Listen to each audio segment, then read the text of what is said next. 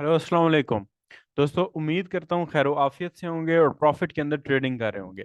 अच्छा दोस्तों, आज हम बात करते हैं एनालिसिस की, वीकली एनालिसिस की। तो सबसे पहले टेक्निकल वेज में देखते हैं कि गोल्ड के ऊपर हमें क्या मिलता है, कौन से ऐसे एनालिसिस या कौन सी ऐसी चीजें हैं जो कि हम गोल्ड के ऊपर देख सकते हैं, गोल्ड के ऊपर ट्रेड कर सकते हैं। लास्ट वीक जो मेरे पास लेवल था, वो एक लेवल तो ये था जिसको ऐसा मैंने कहा था कि अगर इसको ब्रेक करता है देन ये लेवल है।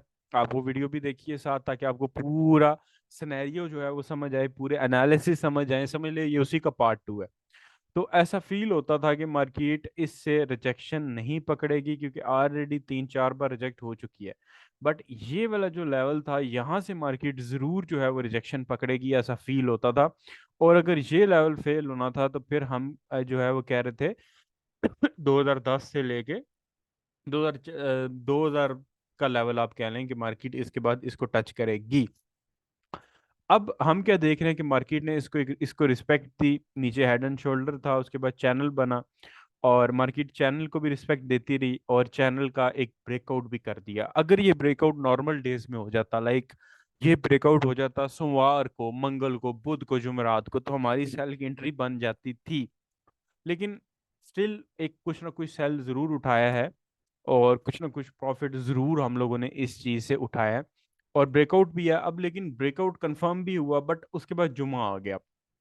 और इंट्रा डे ट्रेडर के लिए, खास करके गोल्ड में, जुम्मे के दिन हम रात को ट्रेड्स क्लोज करके सोते हैं। और मैंने भी ऐसे ही किया, ट्रेड्स को बंद किया, क्योंकि जुम्मा आ गया। हालांकि ब्रेकआउट था, बड़ा प्यारा चैनल का ब्रेकआउट हुआ, क्योंकि जुम्मे को फिर मुझे नया सेटअप, नई सिरे से ट्रेड लगानी पड़ेगी, क्योंकि जुम्मा आ रहा है तो उसके फंडामेंटल्स भी नए होंगे।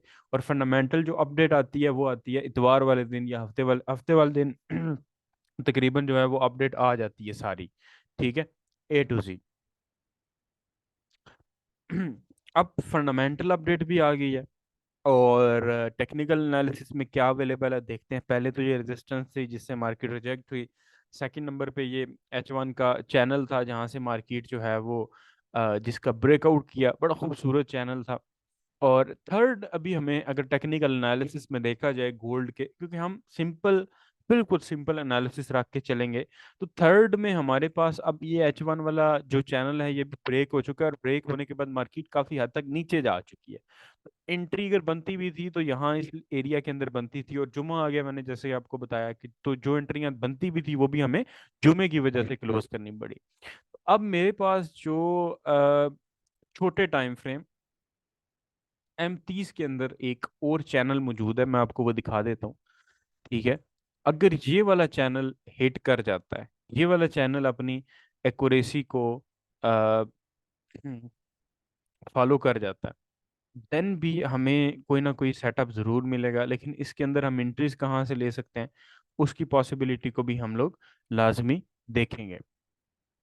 सबसे पहले हमें इसको अच्छे तरीके से मार्क करना है। ये तकरीबन हमने इसको एक अच्छा एक तरतीब से जो है वो मार्क कर लिया है। अब बच्चों, यहाँ पे आप देखें कि मार्केट फिलहाल एट द मोमेंट तो इसको फॉलो कर रही है। Low, lower high, lower low, lower high, lower low. और अभी मार्केट इस वक्त एक लोअर हाई के मुकाम के ऊपर, यानी लोअर हाई के ऊपर जो है वो खड़ी है। ठीक है, मार्केट कहाँ खड़ी है? लोअर हाई के मुकाम के ऊपर, यानी लोअर हाई के ऊपर मार्केट जो है वो खड़ी है।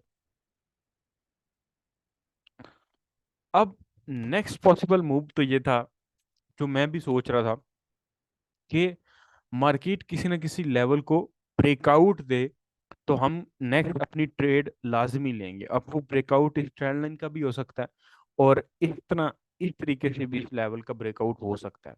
और अपवर्ड में अगर ब्रेकआउट देती है तो, क्योंकि मुझे ऐसा फील हो रहा है कि जो मंडे आएगा उसमें थोड़ा सा अपडेट जाके इस चैनल को थोड़ी सी रिक्वेस्ट रिस्पेक्ट देगी ब्रेकआउट के अंदर, बुलिश ब्रेकआउट के अंदर, और देन फिर मार्केट कोई और सेटअप बना के पूरा अगला जो हफ्ता है उसमें डाउन आ सकती है, ऐसी पॉसिबिलिटी है। FOMC के अंदर जो बातें आ रही हैं वो भी डिस्कस करते हैं, काफी ज्यादा फंडामेंटल्स भी हैं। उस तरह नहीं, एक न्यूज़ फंडामेंटल बड़ी है डॉलर के लिए, बाकी जो न्यूज़ हैं वो छोटी छोटी हैं, और बाकी करेंसीज की न्यूज़ बहुत ज्यादा हैं। मैंने भी पढ़ी नहीं, आपके सामने खोलूंगा, पढ़ूंगा, FOMC का थोड़ा सा मुतालिया किया है और उसके एनालिसिस भी आप लोगों को देता हूँ। अब नेक्स्ट जो पॉसिबल मूव होना चाहिए वो डेफिनेटली ये होना चाहिए। ठीक है, मार्केट इस तरीके से गिरनी चाहिए। ठीक है, गिरती भी है तो 58 57। तो मुझे ऐसा फील होता है कि हम अगर एंट्री लेना भी चाहते हैं तो हम M15 पे जाके ये जो लेवल है इस लेवल के ब्रेकआउट के ऊपर एंट्री ले सकते हैं, या हमें कोई ना कोई सेटअप इस लेवल के ब्रेकआउट के ऊपर मिल जाएगा। ठीक है, इस सेटअप के ऊपर ये अगर मार्केट ब्रेक करती है ना, देन फिर वो जो बाय जाने वाला वो शायद कैंसिल हो जाए, लेकिन वो तो फैसला तब होता है जब मार्केट प्रॉपर ब्रेकआउट दे, क्योंकि कहते हैं कि ट्रेड वो करें जो आपको नजर आए। देखें मैं कह रहा हूँ कि मार्केट अगर इसको ब्रेक करती है देन फिर ऊपर ब्रेकआउट वाला चांसेस कैंसिल हो जाएंगे, ठीक है, कम हो जाएंगे। लेकिन मार्केट इससे पहले ही ब्रेकआउट कर जाती है ऊपर, तो अपवर्ड एक बाय की शॉर्ट एंट्री M15 M30 के टाइम फ्रेम पे 20 25 30 या 40 पिप्स की आप एंट्री आपको मिल जाएगी। ठीक है, और ऐसे ही किया करें, एक एंट्री फेंकी, उसको थोड़ी देर होल्ड किया, SLTP लगा के छोड़ दिया या बंद कर दिया। अगर मार्केट डाउनवर्ड ब्रेक करती है देन फिर ये है कि आपको सेल की एंट्री कम से कम 50 60 पिप्स की मजीद एक सेल की एंट्री मिल जाएगी। और अगर मार्केट इस ट्रेंड लाइन को नीचे से ब्रेक करती है तो देन फिर आपको मजीद एंट्री मिल जाएगी। 2 पॉइंट्स मैं आपको दे रहा हूँ। नंबर 1 पॉइंट ये वाला पॉइंट है, ठीक है, ये वाला पॉइंट। और ये आप थोड़ा सा विक्स को भी इंक्लूड कर लीजिएगा, थोड़ा, सारी विक्स नहीं, थोड़ी सी विक इंक्लूड कर लीजिएगा। ये वाला पॉइंट ब्रेक होता है तो हमें एंट्री मिल सकती है। देन अगर मार्केट, ये एक पॉइंट हो गया, एक हो गया जब मार्केट ट्रेंड लाइन ब्रेक करेगी, और अपवर्ड जो है वो हमारे लिए ये एक इंट्राडे पॉइंट हो सकता है। लॉन्ग टर्म में तो जब मार्केट टॉप पे गई थी तो लॉन्ग टर्म में तो गोल्ड सेल जाना है, लॉन्ग टर्म में सेल बैठना चाहिए। हमें कहीं ना कहीं अपनी लॉट टॉप से एक सेल में फेंक देनी चाहिए जो कि पड़ी रहे आराम से छोटी लॉट, जिससे फर्क ना पड़े। लेकिन जब मार्केट रिवर्स ट्रेंड बनाए यानी सेल में जाए तो कम से कम उस छोटी लॉट से, जैसे 0.01 है, तो गोल्ड अगर 1960 से 1900 पे चला जाता है तो 0.01 से $100 आ गए, और उससे हमारे अकाउंट को लॉस भी नहीं हो रहा। तो गोल्ड जब टॉप पे जाए, अगेन जाए, तो आप अगेन एक ट्रेड ले लें, यहाँ पे भी आप एक फेंक सकते हैं, लेकिन इस नियत से ये फालतू ट्रेड है। और ब्रोकर वो चूज चूज कीजिएगा जो जो है वो फ्रॉड, जो आप फ्रॉड कह रहे हो, सूद ना ले, स्वैप ना ले, कमीशन ना ले। ठीक है, ये लॉन्ग टर्म ट्रेड्स के लिए तो ये सेटअप मार्क करके रख लें। इंशाल्लाह ताला आपको इससे फायदा होगा। ये एक लाइन मैंने बोली, सेकंड ये ब्रेकआउट, ये वाला ब्रेकआउट, और ये ट्रेंड लाइन का ब्रेकआउट, ये जो नीचे वाली बीरिश ट्रेंड लाइन है, ये इंट्रीज मिलेंगी और एसएल हंटिंग भी होगी। तो एसएल हेल्दी लगाना है, ठीक है। ये M15 का चैनल नहीं है, H1 का चैनल है, लेकिन आपको कुछ ना कुछ जरूर मिलेगा, ये सारा सूरत हाल है। और डेफिनेटली ब्रेकआउट होता है अपवर्ड तो मार्केट जो है एक अबव मूव इस ट्रेंड लाइन तक दे सकती है, यानी वापस वो आप कह लें कि 78 76 की गेज में जा सकती है। लेकिन अगर डाउन ब्रेक होता है तो देन फिर डाउनवर्ड अगर हम देखें तो बड़े टाइम फ्रेम में हमारे पास कोई नीचे खास सपोर्ट नहीं अवेलेबल होगी, लेकिन हम उसको कंफर्म भी करते हैं। तो डाउन में अगर हम देखें, मार्केट अगर डाउन आती है तो हमारे पास एक तो टारगेट 50 का होगा, ठीक है। सेकंड जो टारगेट हो सकता है मार्केट का, वो 50 नहीं 45 कह लें, सेकंड टारगेट मार्केट का ये हो सकता है, ठीक है। और फिर उसका लास्ट जो टारगेट हो सकता है वो ये वाला पॉइंट हो सकता है जहां से उठा था। तो ये और इस पॉइंट को भी इंक्लूड कर लें, इस वाले पॉइंट को, और देन ये। लेकिन वो लंबी बात है, फिलहाल हम इसकी बात करते हैं इस पॉइंट तक। अगर मार्केट डाउनवर्ड M30 पे ब्रेकआउट देती है तो टारगेट जो है वो 1945 39 48 हो सकता है। ब्रेकआउट वाला पॉइंट 60 55 54 पे हो सकता है। और तकरीबन समझ लें कि 60 70 पिप्स हमें इस तरह भी मिल सकते हैं। तो इस तरह भी हम कुछ ना कुछ ट्रेडिंग जो है वो ज़रूर करेंगे, और सेल के अंदर टॉप के ऊपर हमें लाजमी बैठना चाहिए, ये मेरी एक राय भी है। और मैं हमेशा भी कहता हूँ कि एक वो लॉट जिसकी ज़रूरत नहीं है। देखो, एक होता है कि आपका अकाउंट 1000 का, 2000 का, 3000 का, 0.01 से कुछ भी नहीं होगा, तो वो लॉट टॉप के ऊपर जैसे अभी गया था टॉप पे, सेल लगा दो, फेंक दो, बैठ जाओ सुकून से। अब आते हैं फंडामेंटल एनालिसिस के ऊपर कि वो क्या कह रहे हैं। फंडामेंटल एनालिसिस में French flash manufacturing PMI index की न्यूज़ है, अयूरो की। ये कोई बहुत बड़ी न्यूज़ नहीं है, लेकिन अयूरो के पेयर्स के अंदर हलचल जरूर डाल सकती हैं। देखिए, ये न्यूज़ अगर बहुत ट्रेंड को पलटा नहीं सकती ना, तो कम से कम जो हलचल है ना, जो मार्केट के अंदर मूवमेंट है, वो ये लाजमी करवा सकती हैं। अब French flash manufacturing PMI flash services, German flash manufacturing pi flash services, उसके बाद फिर पाउंड की है, उसके बाद यानी कि पूरे यूरोप के अंदर आपको फ्लैश मैन्युफैक्चरिंग पीएमआई, और इसके बाद डॉलर की भी है। ये बहुत ज़्यादा कोई हाई इम्पैक्ट न्यूज़ नहीं है, लेकिन अगर हम यूरो के ऊपर इम्पैक्ट इसका देखें तो इसके अंदर आपको फर्स्ट न्यूज़ है उसके अंदर वो पॉजिटिव नज़र आ रहा है, थोड़ा सा स्लाइटली पॉजिटिव नज़र आ रहा है। सेकंड न्यूज़ में भी पॉजिटिव नज़र आ रहा है, थर्ड में भी पॉजिटिव नज़र आ रहा है, फोर्थ के अंदर थोड़ा सा नेगेटिव नज़र आ रहा है, एंड उसके बाद तो यूरो के लिए एक हेल्दी दिन रहेगा। और इस न्यूज़ को, ये जो जैसे ये छोटी न्यूज़ है लेकिन इकट्ठी है, तो एक बड़ा इम्पैक्ट जो है वो मार्केट में लाजमी क्रिएट कर सकेंगी। ठीक है। अच्छा, ये एक इम्पैक्ट जो है वो ज़रूर क्रिएट कर सकती हैं। जैसे कि इन न्यूज़ को ट्रेड करने का तरीकाकार ये नहीं होता कि आप डायरेक्ट इनके ऊपर न्यूज़ के ऊपर ट्रेड लो, वो भी ली जा सकती है थोड़े बहुत टिप्स के लिए, लेकिन एक एक तजिया, एक एनालिसिस दे रहा हूँ। अब फर्ज करें यूरो यूएसडी का पेयर, तो इसके ऊपर कोई ना कोई आप सेटअप फाइंड आउट करेंगे, कुछ ना कुछ आपको सेटअप मिलेगा। लाइक इसके हक में न्यूज़ है, इसके अगेंस्ट न्यूज़ है, और उसके बाद यूरो यूएसडी के अलावा कोई और पेयर है, तो उसके ऊपर आप सेटअप फाइंड आउट करें और ट्रेड जो है वो स्टार्ट करें। लेकिन इतना खास कोई सेटअप नज़र नहीं आ रहा। डायरेक्शन ये थी कि टॉप पे गया था, और टॉप के बाद अभी डाउन आ रहा है, और डाउन आने के लिए, इसको रोकने के लिए कोई चीज़ नहीं है वैसे, लेकिन जो न्यूज़ आ रही है, खबर आ रही है, वो स्ट्रोंग है। लेकिन ज़रा एक बार यूरो जेपीवाई को भी देख लेते हैं, कोई कोई अच्छा सेटअप हो तो बंदा स्टिल कह सकता है कि ठीक है। यूरो जेपीवाई में ये है कि यूरो जो जेपीवाई का पेयर है, ये एक रिदम के अंदर मूव कर रहा है, एक बाय ट्रेंड के अंदर मूव कर रहा है, तो इसके अंदर कुछ ना कुछ ज़रूर आपको यूरो की मूवमेंट की वजह से मिल सकता है। प्लस कल के जो दिन है उसमें जापानीज जो येन है, उसकी भी ढेर सारी न्यूज़ हैं। ये ब्रेकआउट हुआ हुआ है चैनल का, ये खैर चैनल का ब्रेकआउट हुआ हुआ है, ऊपर एक रेजिस्टेंस लेवल मौजूद है। ठीक है, ये ऑलमोस्ट एक छोटा सा ब्रेकआउट हुआ है, प्रॉपर नहीं हुआ। ऊपर इसके एक ये वाला छोटा सा रेजिस्टेंस लेवल मौजूद है, और फैसला कुन मराहल के ऊपर खड़ा है कि ब्रेक करना है, बाय जाना है, या यहीं से रिजेक्शन पकड़ के डाउन आना है। तो फैसला कुन मराहल के ऊपर है, और ये न्यूज़ इसकी हेल्प करेंगी यूरो की। और जेपीवाई की भी आगे न्यूज़ है, तो वो भी उसको गड़बड़ छेड़ सकती हैं। लेकिन पहले दिन में जेपीवाई की कोई न्यूज़ नहीं है, दूसरे दिन में भी जेपीवाई की कोई कोई न्यूज़ नहीं है, तीसरे दिन में जाके मेरे ख्याल में जापानीज जो है, बल्कि चौथे दिन में फ्राइडे को जाके जापानीज की न्यूज़ है। तो ये फैसला कुन मरहल के ऊपर खड़ा है। अब ये जो है ये एक सपोर्ट कर रही हैं यूरो को, जो फ्लैश मैन्युफैक्चरिंग पीएमआई है, ये यूरो को एक हद तक जो है वो सपोर्ट कर रही हैं। लेकिन मेरे ख्याल में ये ज़्यादा बड़ी इम्पैक्ट वाली न्यूज़ नहीं है। लेकिन क्योंकि ज़्यादा तादाद के अंदर है, 12-15, 12-30, 1 बजे, 1:30, 1:30 तो खैर वो जीबीपी की है, तो उस पर इम्पैक्ट ज़रूर होगा। वो जो सेटअप आपको मिला होगा यूरो के पेयर्स के ऊपर, वो आपको कहीं ना कहीं ज़रूर पहुंचाएगा। उसके बाद मैं फ्लैश मैन्युफैक्चरिंग पीएमआई, जो कि पाउंड के लिए अच्छी खबर नहीं होगी ना। अ, ठीक है, इसमें ये पाउंड के लिए नेगेटिव न्यूज़ है, लेकिन इतना बड़ा इम्पैक्ट नहीं डालेगी, अकेली न्यूज़ है।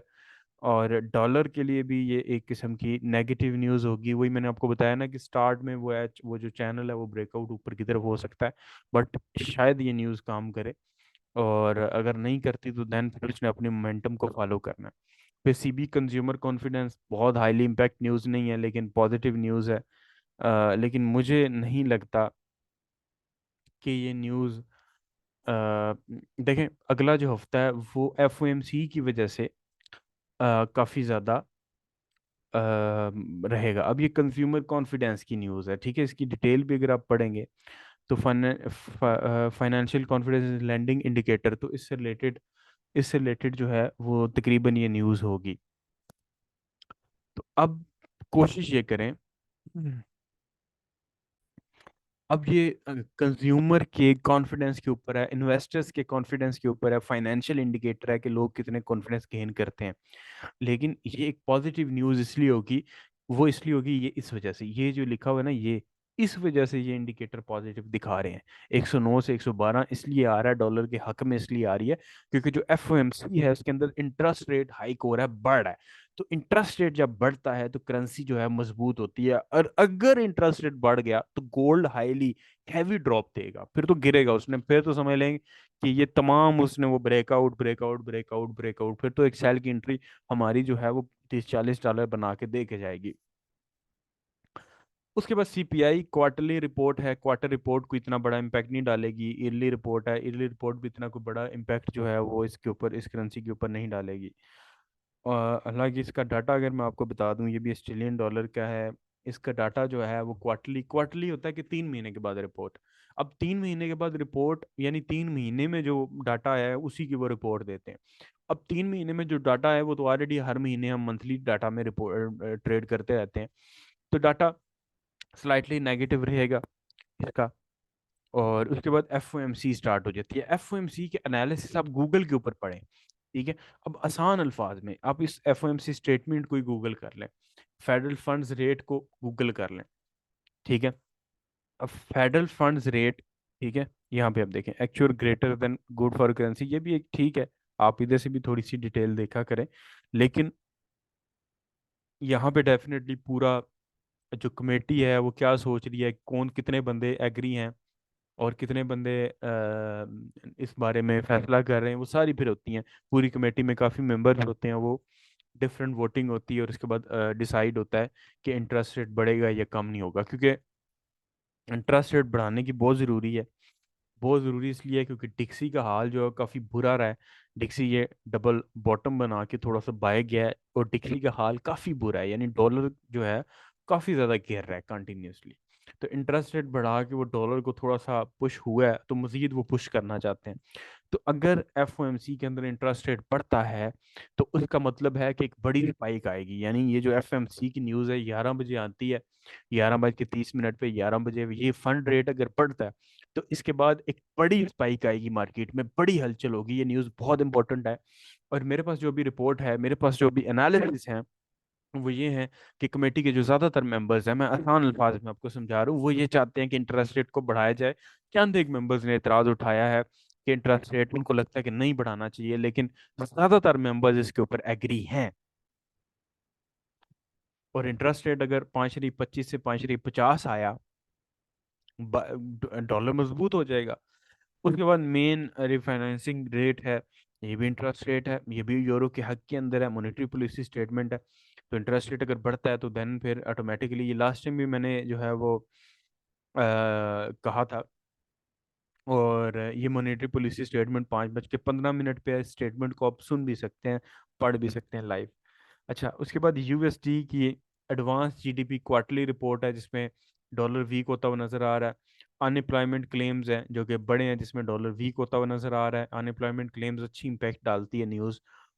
और यह शायद शायद इस न्यूज़ की वजह से थोड़ा सा सेल गोल्ड बाय जाए, सॉरी, फेडरल फंड्स रेट की वजह से गोल्ड थोड़ा सा सेल जाए, और इसके बाद अनएम्प्लॉयमेंट की वजह से थोड़ा सा पुश हो ऊपर की तरफ। और फेडरल फंड्स रेट की वजह से डॉलर बाय जाएगा, अनएम्प्लॉयमेंट क्लेम्स की वजह से डॉलर सेल जा सकता है। उसके बाद ईसीबी प्रेस कॉन्फ्रेंस है, ये भी हाईली इम्पैक्ट न्यूज़ है। प्रेस कॉन्फ्रेंस में वो इंटरेस्ट रेट के बारे में जो उन्होंने पहले डिसाइड किया, वो उसके ऊपर बात होगी या अलग बात होगी, इसके ऊपर मैंने आउटलुक नहीं पढ़ा। बैंक ऑफ जापान के ऊपर आउटलुक रिपोर्ट है। लास्ट टाइम इंटरेस्ट रेट उन्होंने कम किया था, इनकी करेंसी काफ़ी गिरी थी। मुझे अब ये देखें, ये पॉलिसी रेट है इनका चल रहा। अब इसके कोई ख़ास एनालिसिस मैंने नहीं पढ़े। लास्ट टाइम इन्होंने इंटरेस्ट रेट कम किया था और जेपीवाई हाईली गिरा था, और मुझे लगता है कि ये इस कॉन्फ्रेंस के अंदर थोड़ा सा जापानीज येन को सपोर्ट करेंगे। जीडीपी की रिपोर्ट है फिर कैनेडियन डॉलर की, जो कि पॉजिटिव रिपोर्ट है, पाया जा सकता है इसके ऊपर एक बाय की न्यूज़ है। एम्प्लॉयमेंट कॉस्ट इंडेक्स क्वार्टरली, ये भी एक नेगेटिव है, लेकिन ये कोई इतनी बड़ी न्यूज़ नहीं है। कंज्यूमर सेंटीमेंट, और ये कोई इतनी मेरे नहीं, मुझे नहीं लगता कि डिस्कस करने वाली न्यूज़ है। तो ये फंडामेंटल का हाल है। टेक्निकल में गोल्ड का हाल बताया। अगर कोई और पेयर चाहिए जो रेगुलर चाहिए तो उसका ज़रा आप लोग थोड़ा सा कमेंट में बता दें। लास्ट टाइम में आपने कहा था फंडामेंटल के ऊपर टाइम दे, तो मैंने काफ़ी टाइम दिया। मैं मजीद, अगर आप लोग कहेंगे कमेंट्स में, तो मजीद टाइम भी दूंगा। तो दुआ में याद रखिएगा। अल्लाह हाफ़िज़।